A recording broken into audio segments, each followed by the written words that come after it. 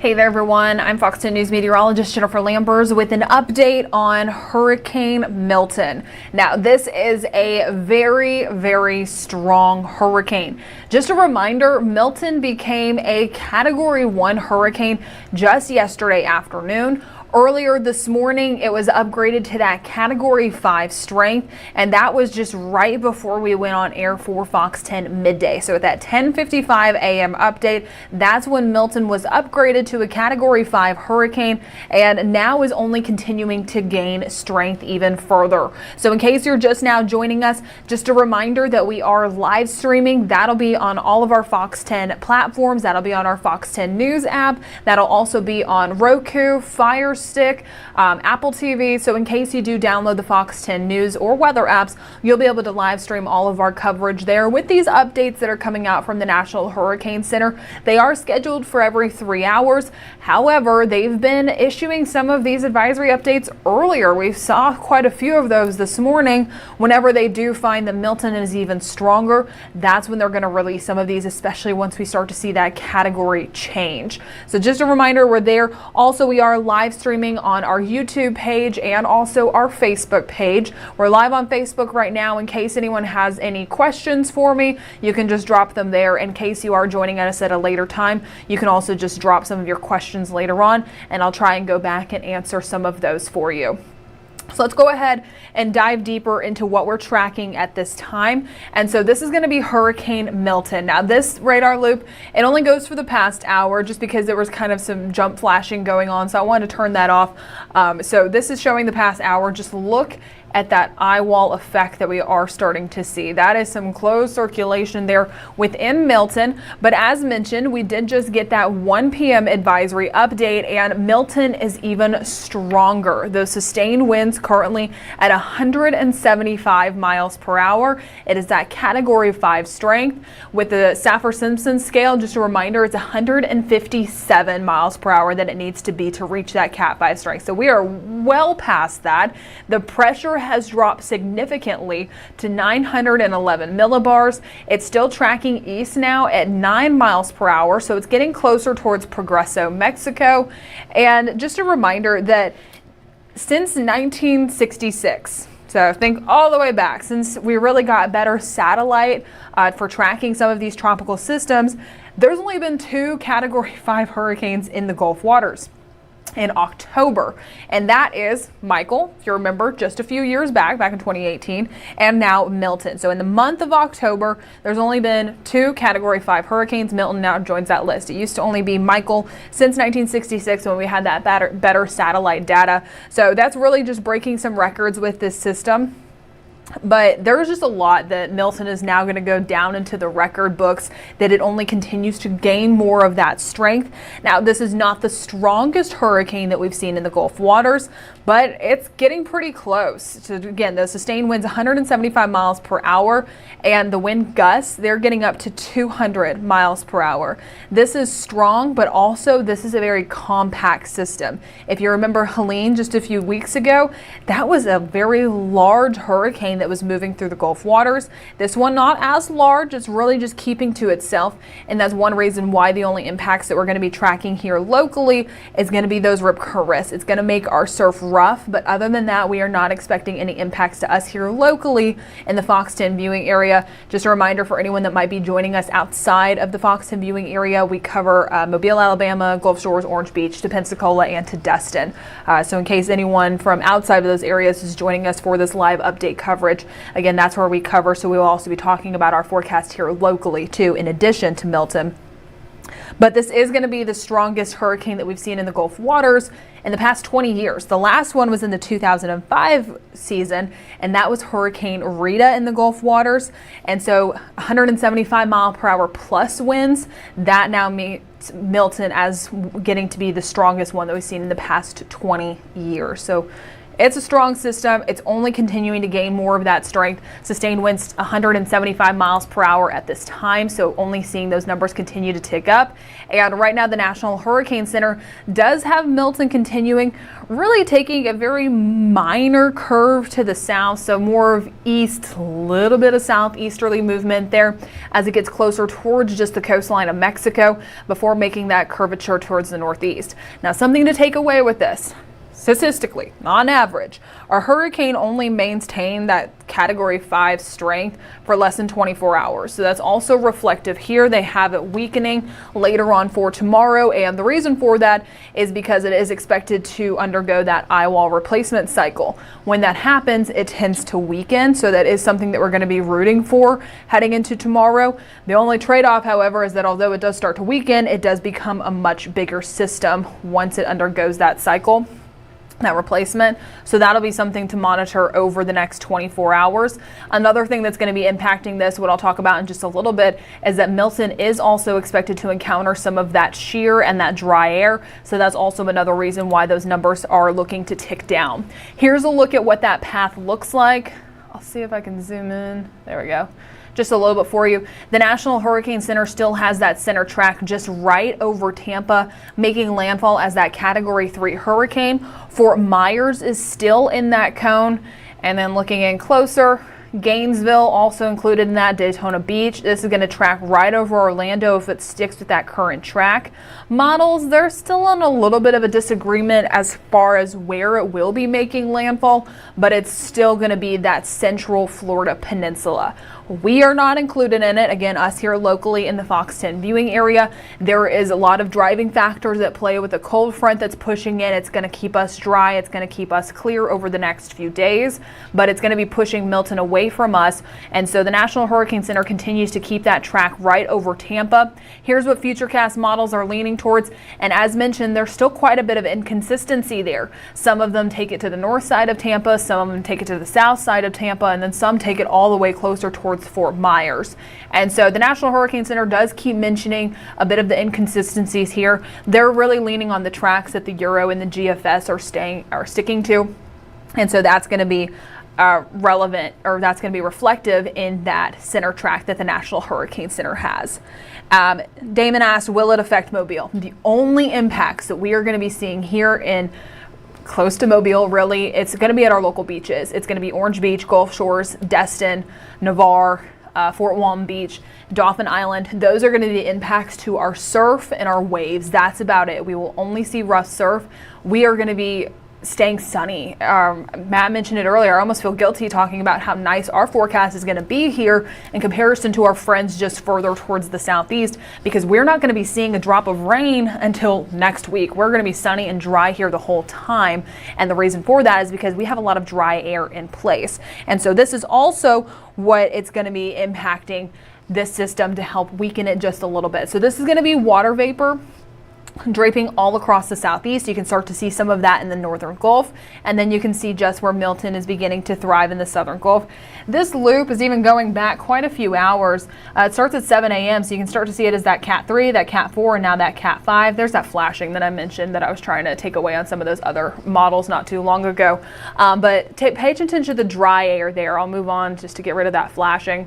But it's going to be pushing in closer once that cold front moves south. So we will be starting to see clear, dry conditions. We'll even notice a little drop in temperatures over the next few days. Our winds are going to be out of the north, but then that cold front is going to stall out just offshore. And so it's helping to drive Milton away from us. So it's going to continue to keep it further away from the central Gulf Coast, but it is going to be pushing it closer towards the Florida Peninsula. What it's also going to be doing is bringing in some of that dry air and some of that shear. Now, keep in mind that circulation, it has that counterclockwise rotation, and so it's going to help to just absorb, wrap around some of that dry air into the center. And so that's really why the National Hurricane Center has a weakening to that Category 4 and then that Category 3 before it makes that anticipated landfall. So there's that dry air that we're really hoping will help to disrupt that storm.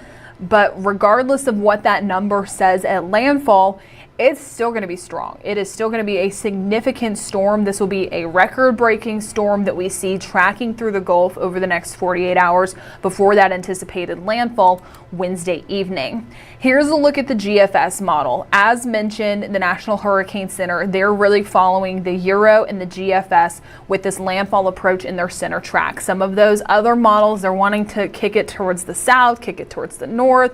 This one is still continuing to focus right on the Tampa area. So we can start to see just how tight that circulation is with this system, expecting it to undergo that eyewall replacement cycle heading into tomorrow. And that's when it starts to become more wide, but also weaker. And then we're starting to see that cold front helping to influence that just a little bit. So we're here, dry, sunny, clear skies, winds out of the north, and all of that rain is staying further away from us. So the Big Bend region still experiencing some of that center circulation. It's located just offshore of Tampa, Bradenton, beginning to see some of that, Sarasota, and then it moves across the state. I will say that here is where I would notice the difference, not so much that landfall track, but the GFS does have it tracking across the state of Florida and taking it a little further north. The National Hurricane Center has it a little further south. I would say that is well north of Orlando once it does make that landfall approach. Here, I'm zooming out from my maps here. I would say it has it almost going closer just on the south side there, Jacksonville, closer towards St. Augustine and Daytona Beach, and just a little more on the north side of Orlando. But it's still holding together. It's still going to be keeping on to that Category 2 and that Category 1 strength, even despite once it makes landfall and tracks across the state of Florida and moves back out into the Atlantic, where it is expected to rapidly weaken.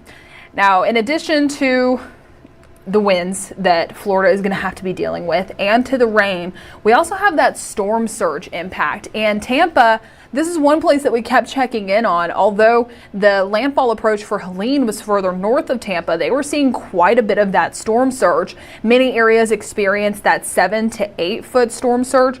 This one is calling for even higher amounts. This is going to be that 12 foot. Now, just a reminder how storm surge works. It's not from the shoreline onshore that it's going to be 12 feet. This is going to be 12 feet above ground level. So think of height. That's going to be the 12-foot range that we're starting to see for some of that storm surge. So this will be significant amounts. This is going to disrupt the roadways down there. And so if you know anyone that lives in Sarasota, Port Charlotte, Tampa, those areas, especially if they're closer towards the coastline, be checking in with them. There are mandatory evacuations taking place.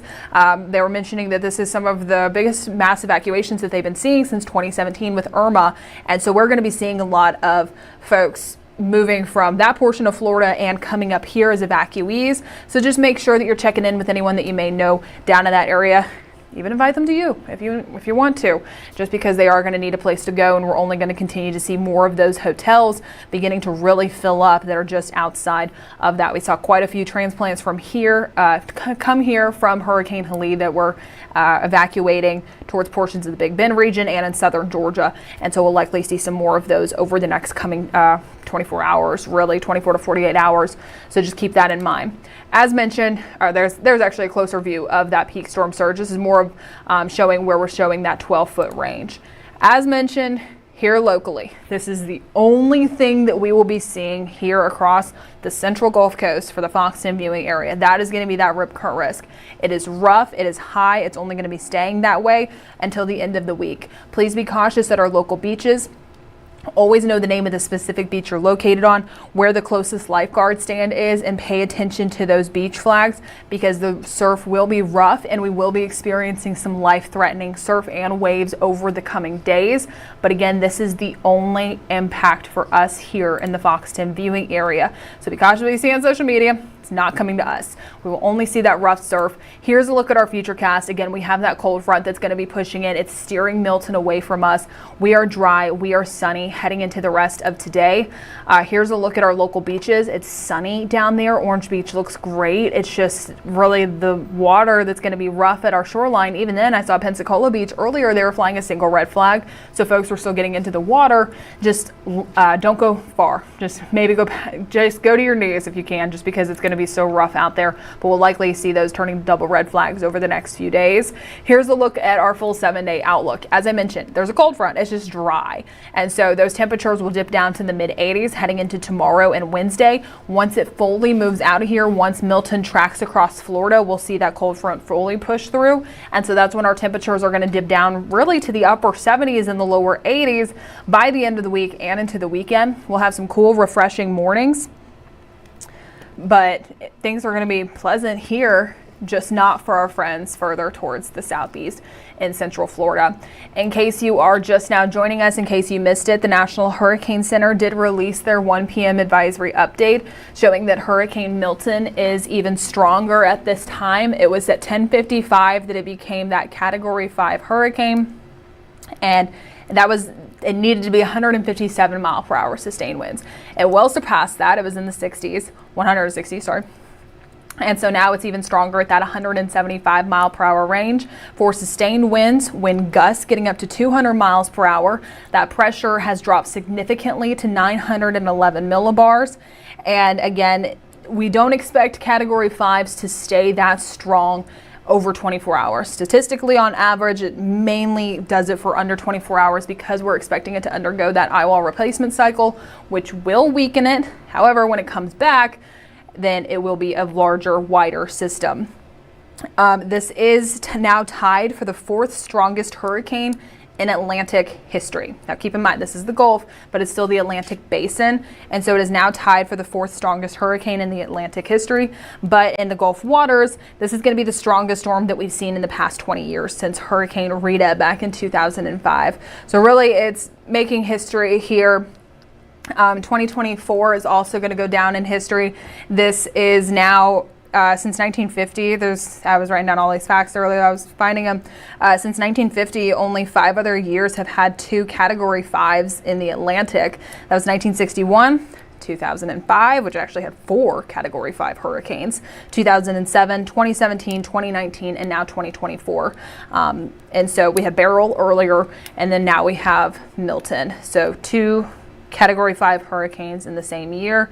This is now only the 6th year to do that since 1950. So 2024 now making history with Milton. Milton itself is going to go down in history.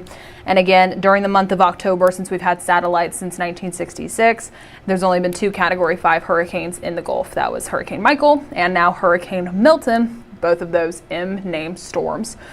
So again, we'll continue to keep you updated on the forecast here locally. We'll also continue to keep you updated on what's going on with Hurricane Milton. There's a lot to unpack with this system. It's only continuing to strengthen. See, I was writing down all that stuff earlier, just of the records that it's breaking, it's tying. This system will go down, but just make sure that you're checking in with your friends, your family, if they live near Tampa, Sarasota, Fort Myers. Even folks that live in Orlando, make sure that you're just checking in with them. It's important that they're staying updated with the forecast. If they are in that mandatory evacuation zone, please make sure that they are evacuating. Again, heed those warnings from local officials. Invite them to stay with you if you can, if they're in those mandatory evacuation zones. A lot of people don't leave because they don't have places to go. They don't have the funds to do it. They just need places to go. And so that'll always be the best option if you're able to. Again, we'll keep you guys updated. We are expecting that next advisory update coming out at 4 p.m. from the National Hurricane Center. We'll be live on Fox 10 Live beginning at 3 p.m. And then Chief Meteorologist Jason Smith will be tracking Milton and our local forecast coming up on Fox 10 News at 4, 5, 9, and 10 o'clock. In case I did miss anyone's questions here, in case you have any other additional questions for us, in case you joined this late, as always, you're welcome to message any of our meteorologists on Facebook. We are accepting those messages with questions that you may have, or also you can just comment here on the stream and I'll try and go back and monitor some of those questions that you may have. Wishing everyone a good Monday. Again, stay updated with the forecast, especially in case you're located closer towards where Milton is expected to make that anticipated landfall. We'll work hard to keep you updated. That next advisory update coming out at 4 p.m. from the National Hurricane Center. We'll have that update on air and online.